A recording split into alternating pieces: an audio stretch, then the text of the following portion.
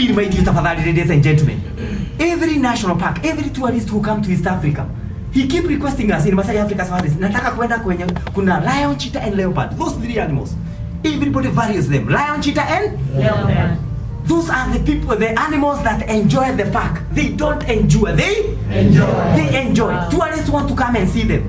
When they are coming, we tell them, you have to pay these three costs. Number one, time management. Wake up at 4 a.m. Time management. Lazima uamke mapema. Seizing the opportunity. When you are the prime name in the marketplace about real estate, I start working here, seize that opportunity. So that's when you pop somewhere in a certain organization, you say, I'm from Optiven. They raise their hand and say, we want to hear from you. Optiven, okay? Yeah. Come from another Gedidino property company, okay? They don't want to hear you. So seize that opportunity, okay?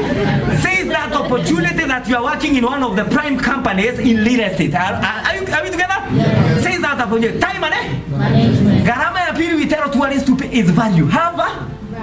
Please let people be inviting you in their forums, in their churches, in their investment group, in their congregation, in their estate, because you have value to offer.